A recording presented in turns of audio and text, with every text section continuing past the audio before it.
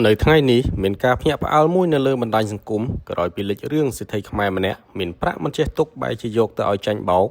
ក្រុមឆបោកស្បែកខ្មៅមួយក្រុមអស់ប្រាក់7លានរៀលដោយសារតែក្រុមនោះប្រើវិធីបោកប្រាស់ថ្មីមួយយកលុយទៅបានយ៉ាងស្រួល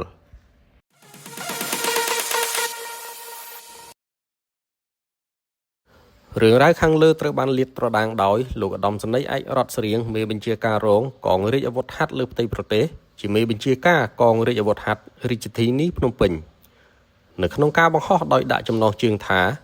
សេចក្តីលោភលន់អាចធ្វើឲ្យអ្នកភ្លេចនៅសេចក្តីត្រេះរិះលោកឧត្តមសេនីយ៍ឯកបានរៀបរាប់ដូចនេះថារយៈកាលកន្លងមកខ្ញុំបានផ្សព្វផ្សាយនៅបទពិសោធន៍អំពីការឆបោកជាច្រើនរូបភាពតាមរយៈលទ្ធផលដែលខ្ញុំដឹកនាំកម្លាំងក្រោមអាវ៉ាតបង្ក្រាបបានតាំងពីខ្ញុំនៅជាមេបញ្ជាការកងរាជអាវុធហត្ថខេត្តបន្ទាយមានជ័យរហូតមកធ្វើជាមេបញ្ជាការកងរាជអាវុធហត្ថរាជធានីភ្នំពេញដូចជាករណីទម្លាក់មាសបញ្ឆោតឲ្យយើងឃើញហើយបបួលយើងចែកគ្នាដោយគេយកគ្រឿងអលង្ការឬប្រាក់ដែលមានជាប់ខ្លួនយើងហើយយើងយកមាសដែលគេទម្លាក់មកផ្ទះคล้ายជារបស់คล้ายករណីមួយផ្សេងទៀតគឺមានអ្នកមិនស្គាល់คล้ายជាជនសប្បុរសឬជាអ្នកសុំស្នេហ៍ពីយើងហើយផ្ញើរបស់របរមានតម្លៃឬប្រាក់ពីក្រៅប្រទេសឲ្យយើងបន្ទាប់មកក៏មានអ្នកคล้ายជាគយឬសមត្ថកិច្ចតែមកប្រាប់យើងថារបស់មានតម្លៃឬប្រាក់ដែលផ្ញើមកពីក្រៅប្រទេសសុទ្ធតែខុសច្បាប់ហើយក៏បោកយើងថាដើម្បីយករបស់ឬប្រាក់ទាំងនោះបានត្រូវបង់ប្រាក់ឲ្យគេជាដើមថ្ងៃនេះខ្ញុំសូមលើកយករូបភាពឆបោកមួយករណីទៀតដែលអាវុធហត្ថរាជធានីភ្នំពេញបង្ក្រាបបានកាលពីថ្ងៃទី19ខែមេសាឆ្នាំ2025មកអំពាវនាវជាថ្មីដើម្បីឲ្យមហាជនមានការប្រុងប្រយ័ត្នជនរងគ្រោះម្នាក់ត្រូវបានជនជាតិស្បែកខ្មៅ5នាក់លួងលោមថាពួកគេមានប្រាក់ប្រឡាក់ទឹកខ្មៅជាច្រើនលានដុល្លារអាមេរិកតែពុំអាចចាយបានលុះត្រាតែមានប្រាក់ដុល្លារពិតប្រាកដយកមកលាងជាមួយម្សៅហើយយកម្សៅនោះទៅលាងជាមួយនឹងប្រាក់ប្រឡាក់ទឹកខ្មៅទើបคล้ายជាប្រាក់អាចចាយបានដោយពួកវានឹងឲ្យផលចំណេញមកជនរងគ្រោះវិញ1ទ្វេជា3ឬ1ទ្វេជា5ដំបូងឡើយជនរងគ្រោះបានយកប្រាក់ដុល្លារពិតប្រាកដចំនួន$2000ឲ្យក្រុមឆបោកដាក់ចូលម៉ាស៊ីនក្រឡុកជាមួយម្សៅនិងដាក់ប្រាក់ប្រឡាក់ទឹកខ្មៅចូល$8000តែមុនពេលក្រឡុកក្រុមឆបោកបានឲ្យជនរងគ្រោះលេបថ្នាំដោយប្រាប់ថាដើម្បីការពារការពុលម្សៅគីមីដែលក្រឡុកប្រាក់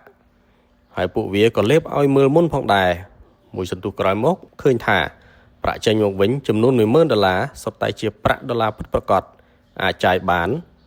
ត្រង់នេះជាល្បិចបន្លំមួយបន្ទាប់មកក្រុមឆបោកក៏បានប្រគល់ប្រាក់ដែលទើបលាងរួចឲ្យទៅជនរងគ្រោះទាំងអស់ត្រង់នេះជាល្បិចចិត្តសាស្ត្រមួយក្រោយមកជនរងគ្រោះក៏មានការទុកចិត្តជឿលង់ទៅលើជនឆបោកទាំងស្រុងបានប្រគល់ប្រាក់ជាបន្តបន្ទាប់ឲ្យទៅជនឆបោកទាំងនោះរហូតដល់ចំនួន$7លានអាមេរិកដើម្បីលាងប្រាក់ប្រឡាក់ទឹកខ្មៅចំនួន$28លានហើយក្រុមឆបោកបានបែងចែកឲ្យជនរងគ្រោះចំនួន$25លានគ្រាន់តែរៀងរាល់ពេលដកប្រាក់ចេញពីម៉ាស៊ីនក្រឡុកគឺក្រុមជនឆបោកបានវិចខ្ចប់រុំស្កុតពណ៌លឿងនិងប្រាប់ថាប្រាក់ទាំងនេះមិនទាន់ឲ្យហែកភ្លាមទេត្រូវទុកច្រើនខែសិនទើបហែកស្កុតបានបើមិនអញ្ចឹងនឹងមិនអាចក្លាយជាប្រាក់ពិតប្រាកដឡើយក្រោយមក1ខែជនរងគ្រោះមានការសង្ស័យក៏បានហែកដុំប្រាក់ទាំងនោះមើលក៏ឃើញថាសុទ្ធតែជាក្រដាសប្រាក់ដុល្លារសែនខ្មោចនិងក្រដាសសតសុទ្ធទាំងអស់ទើបដឹងថាចាញ់បោកគេជាលទ្ធផលជនរងគ្រោះខាតបង់ប្រាក់រហូតដល់ទៅ$7លានត្រង់នេះគឺក្រុមឆបោកបានបន្លំប្តូរប្រាក់នៅពេលដាក់ចូលក្នុងម៉ាស៊ីនដោយត្រឡប់ប្រាក់ពិតប្រាកដចុះទៅក្នុងប្រអប់សម្ងាត់នៅបាតម៉ាស៊ីននិងជំនួសមកវិញនៅប្រាក់សែនខ្មោចហើយសមត្ថកិច្ចអាវុធហត្ថរាជធានីភ្នំពេញឃាត់ខ្លួនបានត្រឹមជនស្បែកខ្មៅចំនួន2នាក់កសាងសំណុំរឿងបញ្ជូនទៅតុលាការដើម្បីធ្វើការផ្ដន្ទាទោសតាមច្បាប់ឯបកពួកជនល្មើសដែលនៅសេសសល់កំពុងស្រាវជ្រាវស្វែងរកបន្តជាថ្មីម្ដងទៀតខ្ញុំសូមយកបទពិសោធន៍ទាំងនេះអំពាវនាវដល់បងប្អូនសូមមានការត្រេះរិះដោយប្រុងប្រយ័ត្នឲ្យបានខ្ពស់បំផុតកុំឲ្យសេចក្តីលោភលន់មកបិទបាំងភ្នែកនិងរារាំងដល់ការពិចារណាយើងបានព្រោះថាលើលោកនេះពុំមានផលប្រយោជន៍ឯណារត់មករកយើងដោយឯងនោះទេបើគេប្រាប់យើងថាអាចរកប្រាក់បានដោយស្រួលដោយមិនបាច់ប្រឹងយើងត្រូវសួរខ្លួនឯងថា